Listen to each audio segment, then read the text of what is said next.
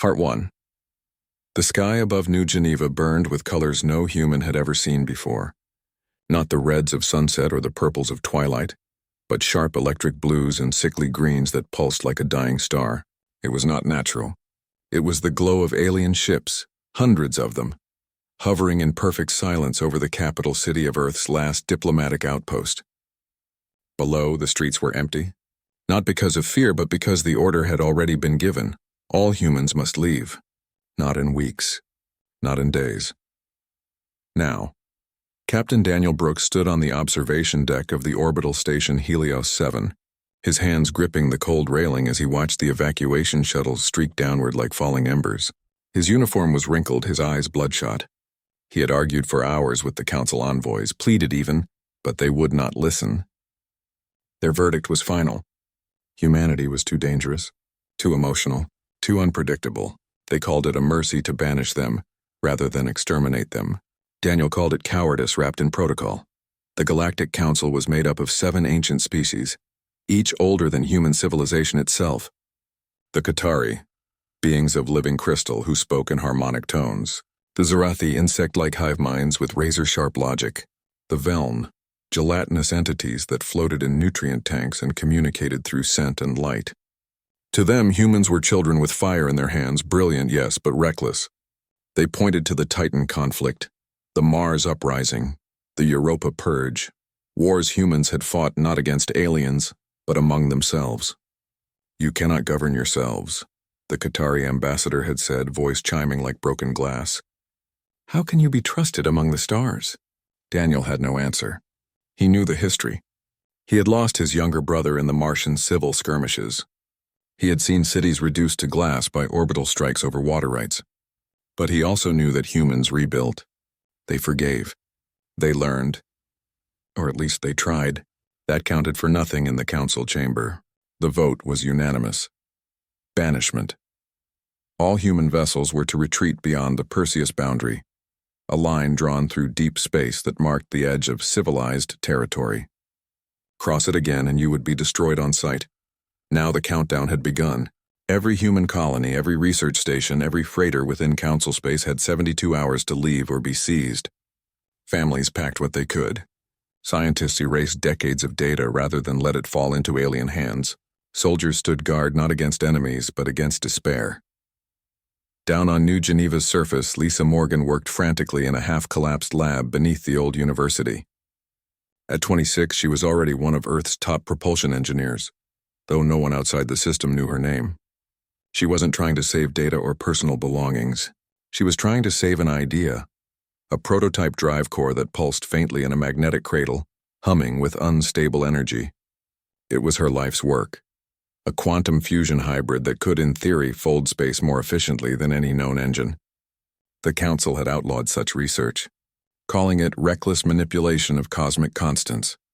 But Lisa believed it could give humanity a fighting chance out in the dark. She wrapped the core in thermal shielding, her fingers trembling not from fear but from exhaustion. Outside, a Zarathi patrol drone hovered past the broken window, its multifaceted eyes scanning for contraband. She held her breath until it passed. Then she slung the core into a reinforced case and ran. Meanwhile, on the frozen moon of Virel 9, far beyond the boundary but still within the Council's declared exclusion zone, Paul Carter sat alone in a dimly lit mess hall. Once a mid-level diplomat, he now led a ragged group of 300 exiles who had arrived weeks earlier, hoping to find shelter. Supplies were low. Morale was lower. 2 men had fought over a can of protein paste the night before. Paul broke it up with words, not fists. That was his gift. He listened. He remembered names. He made people feel seen even when hope was gone. He stared at a cracked screen showing static from the last official broadcast from Earth Central. The signal cut out just as the announcer said, "All citizens are urged to remain calm and proceed to designated evacuation points." Calm. As if calm could feed a child or warm a shelter in 200-degree cold. Paul sighed and stood up. He had a meeting with the hydroponics team. Their algae vats were failing. If they lost the crop, half the colony would starve before winter ended. Back on Helios 7, Daniel received his final orders. The station would be handed over to Qatari custodians in 6 hours. All remaining personnel were to board the last transport, the Wayfarer, and jump to the rendezvous point near the Helix Rift, a dead zone of space littered with ancient wreckage and gravitational anomalies. No one knew what waited there, but it was the only place the Council wouldn't follow.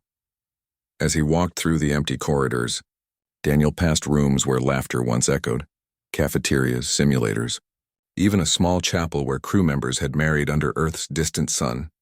Now only silence remained. He paused at a viewport and looked back at New Geneva. The alien ship still hovered, unmoving, indifferent. They saw humans as a problem to be removed. They did not see the mothers singing lullabies in escape pods. They did not see the engineers jury-rigging life support from scrap. They did not see the quiet courage of people who refused to break, even when cast out. The Wayfarer launched just before dawn. Daniel sat in the command chair not as a captain but as a survivor. Behind him, Earth's last light faded into the void. Ahead lay only darkness. But in that darkness something new would grow. Not from anger, not from revenge, but from the stubborn, unkillable will to endure. And so banished and broken, humanity sailed into the unknown, not as beggars, but as seeds. Waiting for the right soil, waiting for the chance to rise again. Part 2. 20 years had passed since the banishment, and the stars no longer felt like home. They were cold, distant, and full of silence. The humans who survived the first years of exile did so by learning to live in places no one else wanted. They built shelters inside hollowed-out asteroids, drilled into the crust of frozen moons, and patched together habitats from the wreckage of old freighters. There was no central government anymore, no Earth Command, no grand fleets. Just scattered groups of people trying to stay alive. On the ice-covered moon of Varel 9, Paul Carter had become more than a leader. He had become a symbol. The 300 souls who arrived with him had grown to over 2,000. They called their settlement Haven. It was not much to look at. Domes made of salvaged hull plating, tunnels warmed by geothermal vents, and fields of glowing blue algae that fed them day after day. But it was theirs. Paul walked the tunnels every morning, greeting farmers, mechanics, teachers, and children by name. He remembered birthdays. He settled disputes with calm words, not weapons. People trusted him because he never asked for power. He simply carried it when no one else would. But survival was not enough. Paul knew that. He saw it in the eyes of the young ones who had never seen Earth, who only knew stories of green skies and warm oceans. They were growing restless. They wanted more than just to live. They wanted to matter. So Paul began sending out scouts, small ships with brave crews who mapped the dead zones beyond the Perseus boundary. They found ruins, not human ruins but older ones, towers of black stone floating in empty space, ships the size of cities long dead, their insides picked clean by time, and sometimes they found things that still worked. One such discovery changed everything. Far out near the Helix Rift, a derelict station spun slowly in the dark. It had no name, no signal, no power, just a faint heat signature that shouldn't have been there. Lisa Morgan, now in her late 40s, led the salvage team that boarded it. She had spent 2 decades refining her quantum fusion drive, testing it on jury-rigged shuttles, losing 3 prototypes to catastrophic meltdowns. But she never gave up. She believed that if humans could move faster and farther than anyone else, they could find safety, resources, maybe even allies. Inside the station, she found something better than fuel or food. She found knowledge. Buried in a sealed chamber behind layers of alien alloy was a data core unlike anything she had ever seen. It pulsed with soft light responding to touch. When she connected it to a human interface using cables she'd woven from scrap wire, the core activated. Holograms flickered to life. Star maps, schematics, equations written in symbols that made no sense at first. But over weeks of study, patterns emerged. The core belonged to a species long gone, one that had mastered gravity itself. They didn't just travel through space, they bent it, folded it, rode its curves like waves. Lisa worked day and night, barely sleeping, barely eating. She translated the core's language with help from linguists back on Haven. Slowly, the secrets unraveled. The key was not raw power but resonance. If you could match the frequency of space-time at a specific point, you could create a stable corridor, shorter, safer, and faster than any jump drive the Council used. Lisa called it the Echo Drive. She built a small test model in the station's old lab. The first try failed. The second melted the floor. The third time, the shuttle vanished from one side of the rift and reappeared 10 light-years away, intact, cool, and silent. No radiation, no time lag, just pure, clean transit. When she sent the results back to Haven, Paul read the report 3 times. Then he called a meeting of every settlement leader within 2 months' travel. They came in battered ships, their faces lined with years of hardship. Some doubted her. Some called it a trick. But when Lisa demonstrated the Echo Drive on a live feed, sending a probe to a star system no human had ever reached, they fell silent. That silence turned into action. Within a year, Haven became a hub of activity. Factories were built inside asteroid caves. Smelters ran day and night, turning space junk into hull plates. Engineers once scattered across a dozen colonies now worked side by side under Lisa's direction. They began constructing a new kind of ship, one designed not for war but for endurance, speed, and unity. It would carry not just weapons but labs, farms, schools, and archives of human history. They named it the Aegis Dawn. But building a ship was not the same as building a people. Not all exiles wanted to unite. Some groups had grown used to isolation. They feared that joining a larger force would mean losing their freedom. Others remembered the wars on Earth and worried that power would corrupt again. Paul traveled to each holdout settlement himself, not with soldiers but with offers of trade, shared tech, and mutual defense. He didn't demand loyalty. He offered partnership. Slowly, the pieces came together. A mining colony on Series 12 sent titanium. A research outpost near the Ghost Nebula shared medical advances. Even former rivals like the hardened scavengers of the Razor Belt joined after Paul promised them a voice in the new order. They called it the Terran Conquered, not an empire. Not a military. A promise no human left behind. Meanwhile, Daniel Brooks had not been idle. After the Wayfarer jumped into the rift, he had taken command of a small fleet of refugee ships. Over the years, he trained crews, mapped safe routes, and defended convoys from space pirates and rogue AI drones left over from ancient wars. He never sought glory. He simply ensured that every ship under his watch made it to safety. When word of the Concorde reached him, he brought his fleet to Haven without hesitation. He stood beside Paul and Lisa as the Aegis Dawn's skeleton rose in the shipyard. It was not beautiful like the sleek council vessels. It was rugged, layered, built to last. Daniel ran a hand over its hull and thought of all the humans who had died in the dark, forgotten. This ship would carry their memory and their future. Out in the void, the Galactic Council heard rumors. Whispers of human activity beyond the boundary. Patrols reported strange energy signatures near the Helix Rift, but the Council dismissed them. Humans were broken, they said, scattered, gone. They could not possibly rebuild. Not in 20 years. Not without resources, allies, or hope. They were wrong. Hope was not gone. It had just gone quiet. And now it was learning to speak again. Not with shouts, but with engines humming, with hands building, with minds refusing to accept that exile was the end. The humans were no longer running. They were preparing, not for revenge, but for return. And when they came back, they would not ask for permission. They would simply be there, stronger, smarter, and united by the one thing the Council never understood, that being human meant never stopping, even when the universe said you should. Part 3. The Aegis Dawn was not just a ship. It was a promise made real.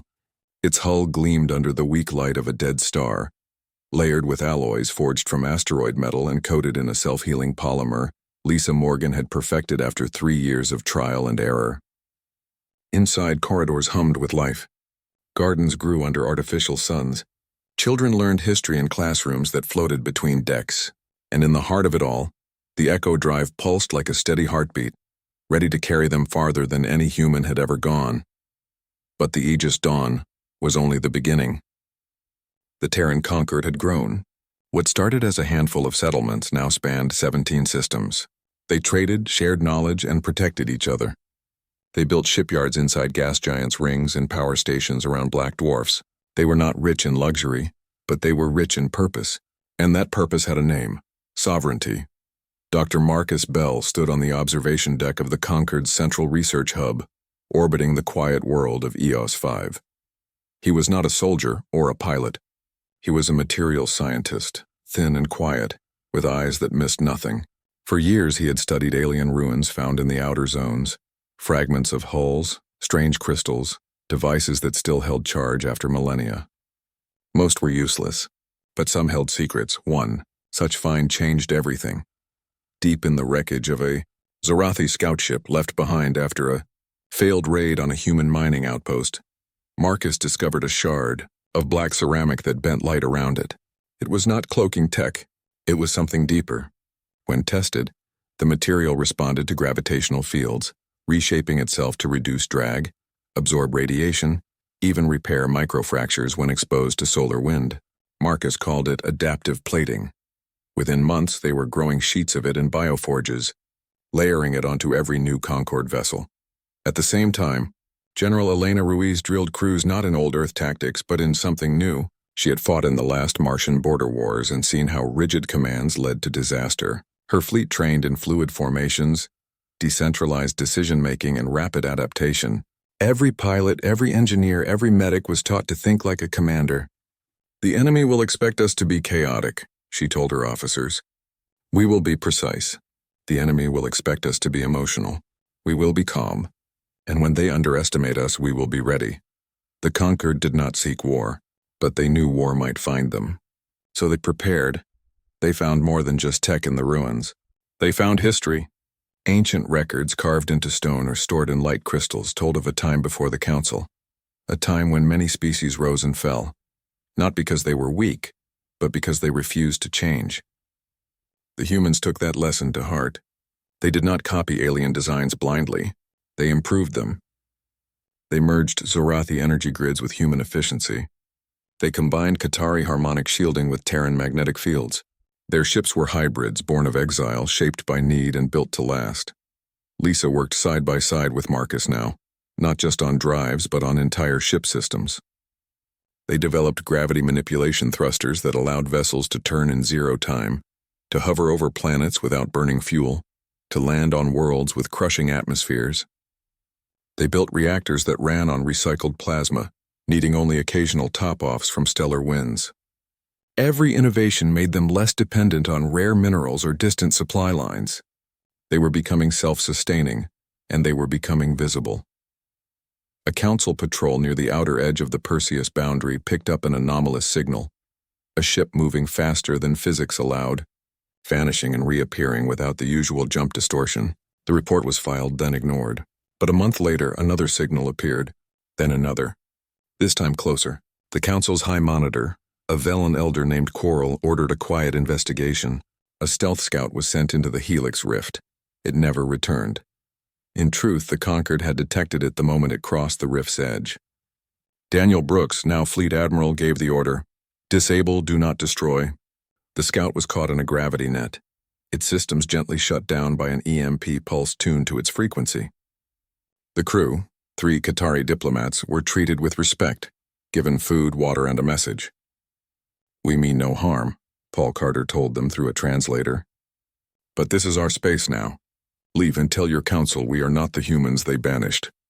The Qatari left in silence, but their report shook the council chambers. Still, pride ran deep among the elders. They refused to believe humans could have advanced so far. Some claimed it was a trick. Others said the humans must be working with a hidden power, perhaps the mythical Void Weavers, a species thought to be myth. None considered the simplest truth, that humans, left alone, had done what they always did. They built back on Haven, the Aegis Dawn prepared for its first true mission. Not war, not conquest, exploration. They would travel to the edge of known space, map the dead zones, and search for other exiles, other species the Council had cast out. If they found them, they would offer alliance. If not, they would claim the void as their own. Elena stood on the bridge beside Daniel as the final checks ran. "They'll come for us eventually," she said quietly. "Let them," Daniel replied. "But not today. Today was about hope. Today was about showing every child in the Concorde that the stars were not a prison. They were a home waiting to be claimed." As the Echo Drive charged, Light rippled along the hull. The crew strapped in. The gardens dimmed. The ship's AI whispered a final systems check. Then, with no sound, no flash, no warning, the Aegis Dawn folded space and vanished. It reappeared 3 days later near the ruins of an ancient ringworld, its surface covered in forests that had grown over alien cities. Scans showed breathable air, fresh water, and no signs of current habitation. A perfect colony site. Within a week, transports followed. Within a month, the first trees were planted by human hands. The conquered was no longer surviving. It was expanding, not with guns but with seeds, not with threats but with open hands. And every new settlement, every new ship, every new discovery whispered the same truth to the silent stars. We are still here, and we are not going anywhere. Part 4. The Galactic Council did not believe in ghosts, but the reports kept coming. Human ships, fast, silent, and unlike anything in their databases, were appearing near border systems. Not attacking, not demanding, just watching, mapping. Sometimes leaving behind small beacons that broadcast peaceful greetings in a dozen languages, including old Earth tongues no one had spoken in decades. The Council called it psychological warfare. They were wrong. It was an invitation. Ambassador Vexillarn of the Qatari was the first to speak up. She stood in the Council chamber, her crystalline form shimmering with unease. We dismissed them as broken, she chimed, her voice echoing off the obsidian walls. But they have rebuilt.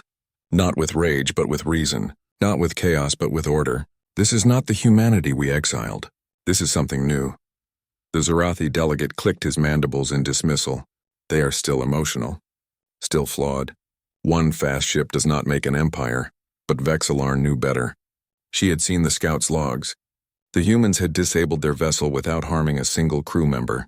They had offered water to beings who did not even drink. That was not weakness. That was control. Still, the Council voted to do nothing.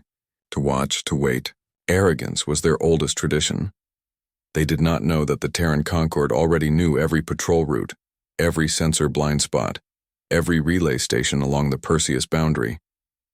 Captain Daniel Brooks had spent years sending out stealth drones, tiny, dark, powered by cold fusion, hidden in asteroid trails and comet tails. They recorded everything: ship movements, communication frequencies, shift changes. The Conquered did not need to guess. They knew. General Elena Ruiz studied the data in her war room aboard the Aegis Dawn.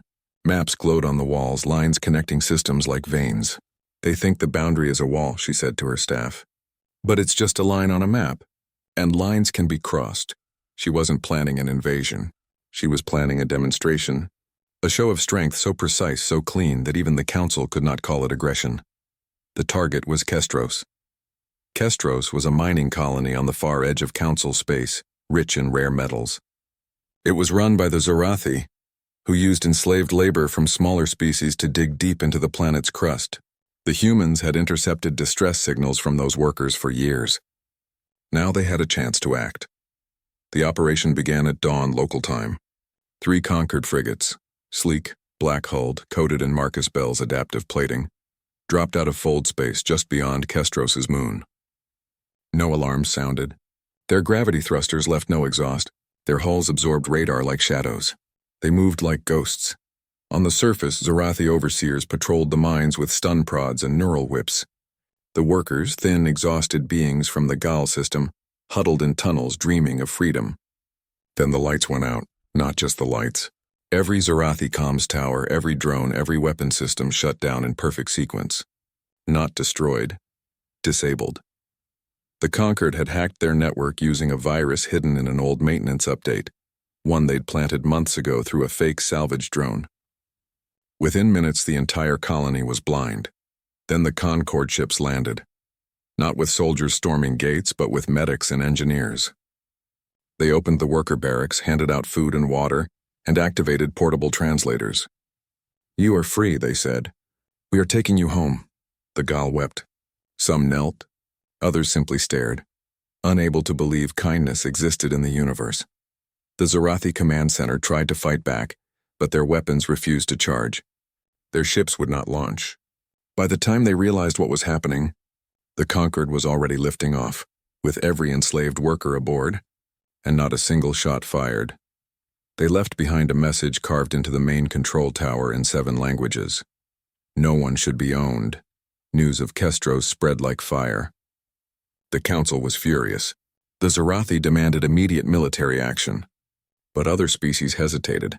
The Gaul delegation, long silent in council sessions, stood and thanked the humans.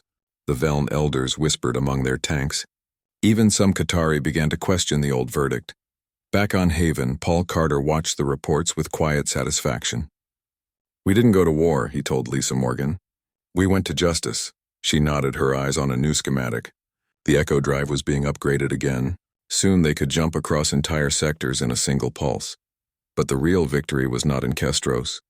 It was in the silence that followed. The Council did not send a fleet. They did not declare war. They held emergency sessions behind closed doors. Rumors flew. Some species wanted to negotiate. Others feared human power was growing too fast. The unity that once held the Council together was cracking. Daniel knew this was the moment. Not to strike, but to speak. He ordered the Concord fleet to gather near the Old Earth outpost, now a ghost station under Qatari guard. They did not attack. They simply appeared, dozens of ships, clean, quiet, in perfect formation. Then they broadcast a single message on all frequencies, clear and calm. "We do not seek conquest. We seek recognition." The message repeated for 12 hours. Then the fleet vanished as suddenly as it came. On the Council homeworld of Xylos Prime, panic turned to debate. Vexlarn argued that humanity had earned a place at the table. The Zorathi called for annihilation. The Veln remained silent, their thoughts unreadable. But outside the chamber, something new was happening. Smaller species, those who had suffered under Council rule for centuries, began sending secret messages to the Concord. Trade offers, alliance requests, pleas for help. The humans had not won with weapons. They had won with restraint, with mercy, with the simple, terrifying idea that strength did not have to mean cruelty. And as the stars turned, the old order began to tremble. Not from fear of invasion, but from the dawning truth that the galaxy was changing, and humanity was no longer its outcast. They were its future. Part 5. The galaxy did not change overnight, but it began to bend. After the Kestros liberation and the silent show of force near the Old Earth outpost, the Galactic Council could no longer pretend humanity was gone. Whispers turned into talks. Talks turned into meetings. Not official ones at first, just quiet exchanges between conquered diplomats and representatives from smaller species who had long felt ignored. The Gal sent envoys. The Lyra, a gentle aquatic race once forced to pay heavy tithes to the Zorathi, opened trade routes. Even a few Qatari scholars requested access to human archives, curious about how a species so young had achieved so much in so little time. Paul Carter led the diplomatic efforts from Haven. He did not wear a uniform or sit on a throne. He met visitors in simple rooms with real plants and warm light. He listened more than he spoke. When the Gal asked how they could repay the conquered, he simply said, "Help someone else when you can." That answer spread. It became a kind of quiet motto among the outer systems. Meanwhile, the conquered kept building. Not just ships, but schools, hospitals, and data hubs where knowledge was shared freely. Lisa Morgan's Echo Drive was now standard on every vessel, and new models could fold space with such precision they could drop a probe into a planet's atmosphere without disturbing a single cloud. Marcus Bell's adaptive plating had evolved into full environmental shells. Ships that could land on molten worlds or drift through radiation storms and emerge unharmed. Elena Ruiz trained a new generation of officers who saw defense not as domination, but as protection. And Daniel Brooks, though he rarely left the Aegis Dawn, became a symbol of calm resolve, a man who had seen the worst of exile and still chose peace. The Council watched all of this with growing unease. The Zorathi pushed for war, but their voice was weaker now. Too many species had seen what the Concord did at Kestros. Too many had received aid during solar flares or asteroid strikes without being asked for anything in return. Even the Veln, usually unreadable, began shifting their nutrient currents in patterns that old observers said meant cautious interest. Then came the offer no one expected. A neutral world named Aurea 7, once a trade hub before the Council banned human presence, invited both the Conquered and the Council to a summit. Not to negotiate surrender, not to demand obedience, but to talk as equals. The council elders argued for weeks. Some refused to attend. But Vexlarn, now one of the most respected voices in the chamber, insisted. If we do not face them now, she chimed, we will face them later on their terms. The summit took place in a dome built over a calm sea. Humans arrived not in warships but in a single vessel, the Aegis Dawn, its weapons powered down, its hull clean and bright. Paul Carter walked onto the platform first, followed by Lisa, Marcus, and Daniel. They wore simple gray uniforms with no medals, no ranks displayed. Just the Concord emblem, a circle with a rising sun inside. The council delegates arrived in shimmering transports, their forms strange and varied. The Zorathi clicked their claws. The Qatari glowed softly. The Veln floated in glass spheres filled with blue fluid. For a long moment no one spoke. Then Paul stepped forward. We are not here to ask for forgiveness, he said, his voice steady. We were not wrong to be cast out. But we are not the same people we were. We built something new, not to replace you, but to stand beside you if you'll have us. Silence followed. Then Vexlarn rose. The council once called you reckless, she said. But you have shown more restraint than we ever did. You could have taken Kestros. You did not. You could have attacked our patrols.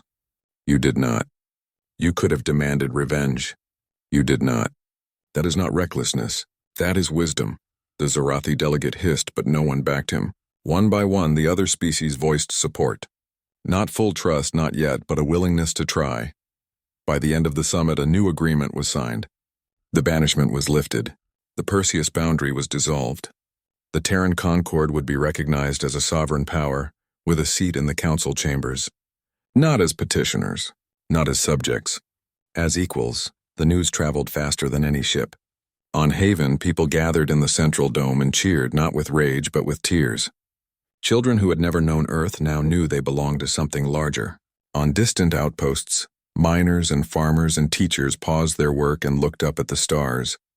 No longer as a prison, but as a home they had earned. In the months that followed, the Concord did not gloat. They did not expand aggressively. They opened their archives to all who asked. They shared echo drive schematics with species that promised peaceful use. They helped rebuild damaged colonies, even those that had once supported the banishment.